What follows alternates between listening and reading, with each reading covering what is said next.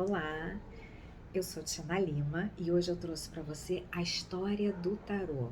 E eu dividi esse vídeo em duas partes para ficar mais gostosinho de ver, porque a história é longa, mas é muito interessante.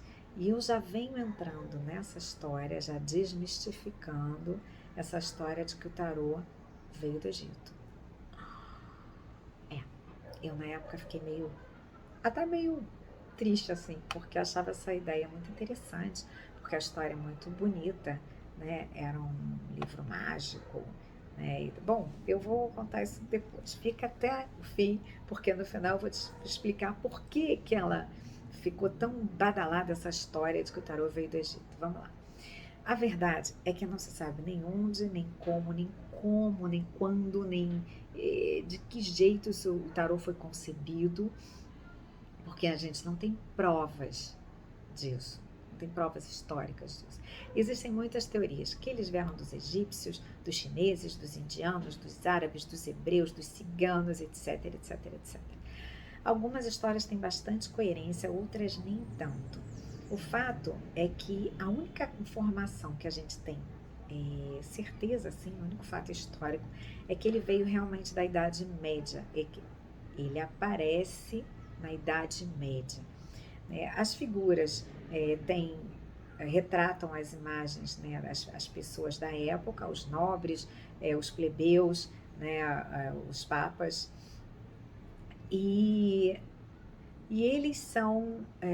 E também aparecem registros, né, em testamentos, então tem ali dizendo que aquele tarô, né, era deixado de herança para alguém, enfim, porque eles eram muito caros, caríssimos. Eles eram pintados em tabuletas, né, de madeira e para um jogo recreativo, e eles eram pintados por artistas, esses mesmos artistas que retratavam, né, as figuras da nobreza, da corte, os afrescos, né, do interior das capelas. Então, isso era uma coisa cara, são 78 cartas, né? Imagina o custo disso. Segundo o maior estudioso brasileiro e pesquisador, né, Ney Naif, um baralho Visconde Sforza é um baralho famoso e histórico, porque ele foi encontrado com as 78 lâminas. É um baralho do século XV, encontrado inteiro. Ele está na biblioteca de Pierpont Morgan, aqui em Nova York. Se você quiser ir lá visitar, não esquece de ligar primeiro e marcar com antecedência, porque eu passei um sufoco na Biblioteca Nacional da França, em Paris, porque eles ficam arquivados. Nem todo dia é dia de desarquivar coisas desse tipo. E aí eu consegui, depois de muito custo, porque eu sou brasileira e não desisto nunca. E eu achei uma francesa que estava estudando português e ela amou conversar comigo e a gente bateu um papão e eu consegui que ela pegasse autorização para desarquivar alguns tarôs medievais, partes, né, de tarôs, para eu poder ver. Foi assim muito legal, mas eu acredito que nos Estados Unidos a gente não vai conseguir isso, porque França é um povo latino também, né, gente? Aí, isso foi muito legal.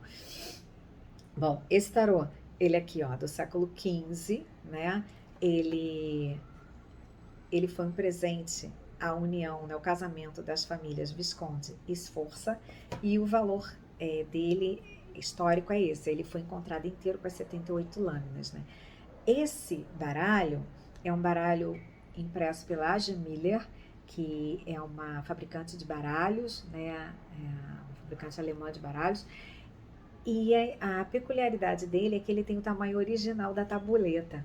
Inclusive, ele é uma foto, né, da tabuleta.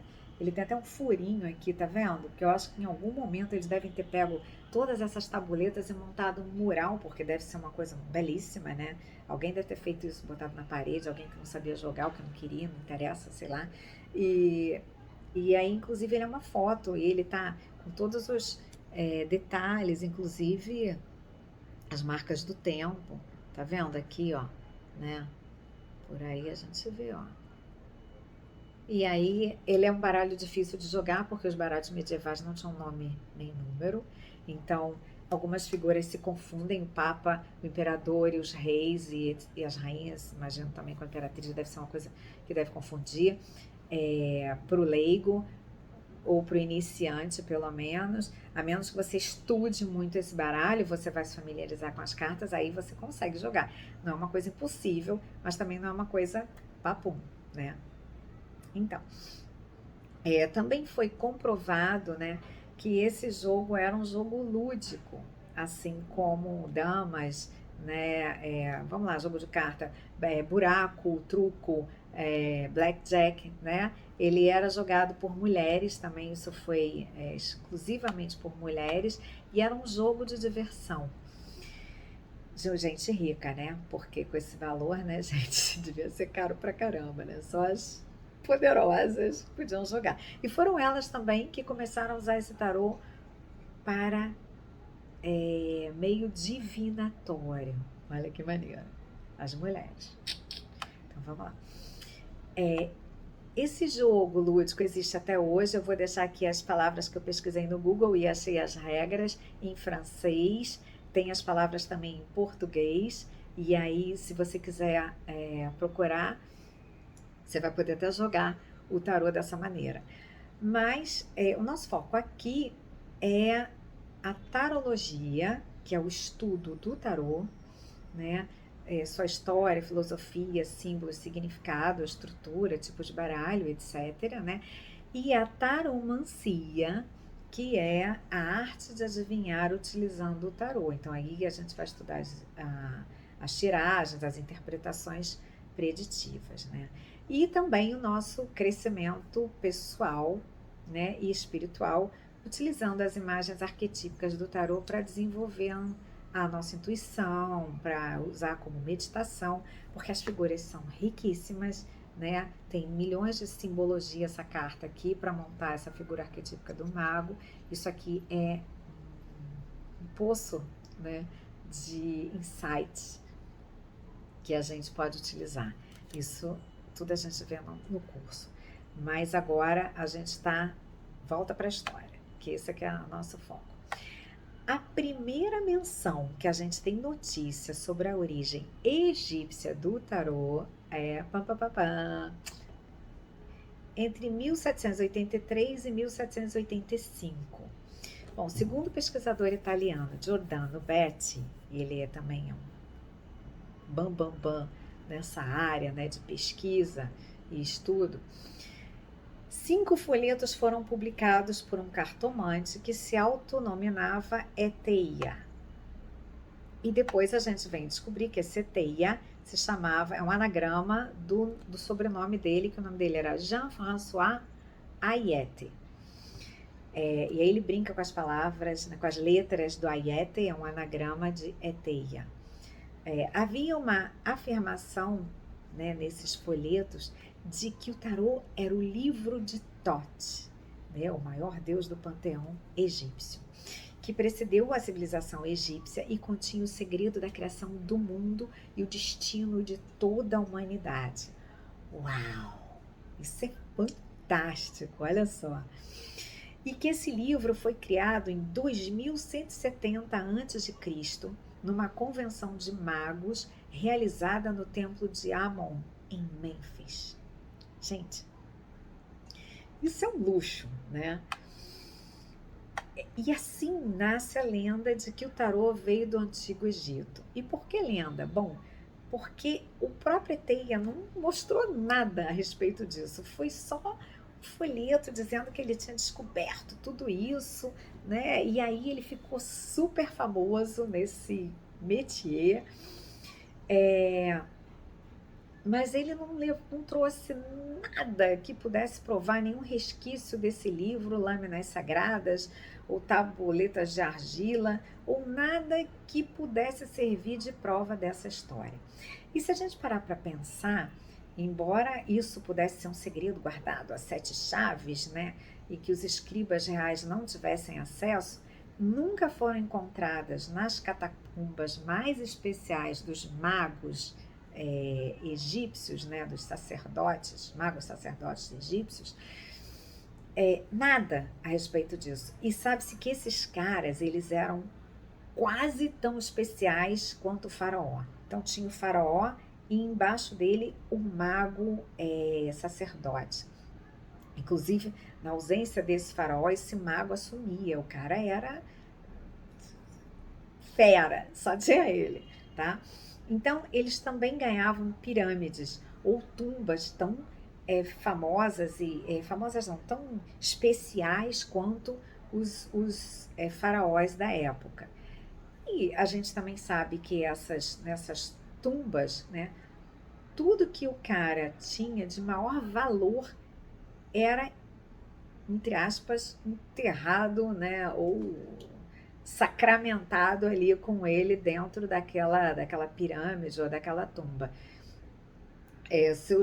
Seus bens mais valiosos eram colocados ali, né, em jarros ou em caixas, em ânforas e tal. Seu coração, seus animais de estimação eram mumificados, né, comida, né, que ele preferia, tudo que era importante era colocado ali. E nunca encontraram nada nessas tumbas famosas, né, desses maiores magos egípcios a respeito de tarô ou nada que pudesse ser. Também eram retratadas nas paredes, né, as histórias, né, da vida do cara todo, e em nenhum momento tinha nada falando, nada sobre o tarô. Bom, Eteia também criou um baralho nessa mesma época, chamado esse cara aqui, ó. Esse aqui eu comprei numa passagem por uma rua de Paris, que eu fuxico tudo, e quanto mais esquisita a loja, mais aí que eu tenho vontade de entrar, entendeu? Então é uma loja cheia de cacarecos, cheia de coisa e tal, não sei o que, de repente eu vejo ali uma mesa com vidro, com um monte de caixinha ali, eu falei, isso é baralho, vum! Voei para lá, falei, quero esse, e aqui eu consegui comprar o grande jogo de oráculo das damas, né, das mulheres, né, Método Eteia, o livro de Thoth, o tarô egípcio, criado por Eteia, tá aqui, e aqui diz, ó, que esse tarô, essa reprodução é uma reprodução do jogo de 78 cartas, né, e o original é de 1870 e se encontra conservado na Biblioteca Nacional de Paris. Tá aqui. Esse aqui eu consegui ver lá. Agora, se você quiser ver, você marca, tá, gente? Porque a coisa é bem complicadinha. Então, ó, esse é o baralho que ele trouxe, ó, dizendo que era o baralho egípcio. Então, alguns são símbolos, outros são realmente figuras, mas aqui, ó, você já vê, ó. Quer ver? Deixa eu achar uma figura aqui. Ó, tem essa mulher aqui, ó. Tem essa mulher aqui. Isso aqui nada se assemelha a uma dama egípcia, né? Mas é uma dama medieval. Quem é essa aqui? A Justiça. Vamos ver essa aqui. Essa aqui é a Imperatriz, olha lá. Nada de egípcio aqui, tá? Esse foi o baralho que o Eteia criou. Bom, é lindo. Vamos lá. Mas o que foi tão... depois foram criados mais dois baralhos, Grande Eteia 2 e Grande Eteia 3. Inclusive tem uma versão da Lois Carabel, que eu acho que é o 2, e... não sei, gente, só olhando lá. Eu acho que é isso, a Lois Carabel fez o 2 e a Madras tem a versão do 3, né? Mas esse aí é o que está na Biblioteca de Paris. Vamos lá. Depois outros folhetos foram impressos baseados no Eteia. Eu sei que o Eteia bombou com essa matéria, com essa história, com esse baralho. Ele ficou muito famoso. E ele atraiu a atenção dos esotéricos mais famosos que vieram, né, que sucederam, né, depois, inclusive os grandes ocultistas da época, né, Mathers, Papus, o Crowley, o Tibbles. Então, essa história ganha volume e corpo, né, de que o tarô veio do Egito e de que eram tabuletas de iniciações e tal. Então essas ordens esotéricas adoraram isso e começaram inclusive a usar o tarô para instrumento de iniciático, né, para galgar os degraus da ordem esotérica, para o cara ser considerado um grão, né, daquela ordem.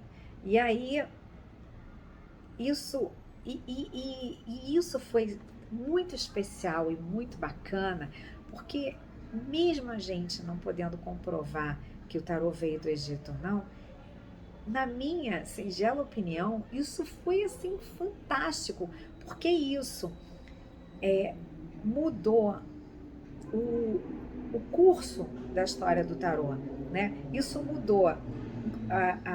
O tarô deixou de ser um jogo lúdico jogado entre as mulheres ou oracular jogado entre as mulheres para ganhar uma importância em ordens esotéricas.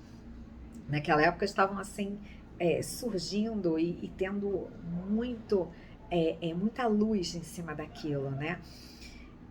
Ele deixou de ser um jogo de diversão e oracular entre as mulheres e passou a ser de ocultistas renomados, né, daquela época. Se ele veio do Egito ou não, não interessa. O que interessa é que isso elevou o tarô a ordens, né, esotéricas e fez com que isso fosse projetado para o mundo inteiro, né? A gente hoje estuda tarô não é porque ele era um jogo de mulheres da época medieval. A gente hoje estuda o tarô porque os ocultistas começaram a falar do tarô.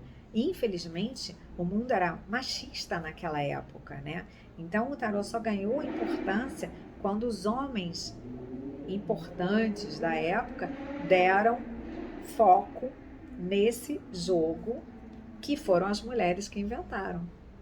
O jogo oracular. Foram elas que criaram a maneira de prever usando o jogo de tarô, né? Eles só espalharam a notícia, mas a mulherada que tem, né, a importância nessa história. Bom, vamos lá. No próximo vídeo eu vou falar sobre os baralhos que surgiram depois e por que o tarô de Marseille ficou tão badalado a ponto de pessoas dizerem que esse sim é o tarô original que veio da época medieval, né? Ele não é o tarô original e eu vou explicar. Mais um tabuzão pra gente falar no próximo vídeo, né? Vou falar também sobre os principais tarôs ocultistas, né, que vieram, né, depois desse... e por que o Waite mudou a numeração dos tarôs dele e confundiu muita gente. Então, não perca o próximo vídeo. Se você gostou, comenta, curte, se inscreve no canal que daí vem mais. E fuxica aí o canal que tem um monte de coisa que eu tô colocando agora sobre tarô. Beijo, beijo, beijo. Gratidão.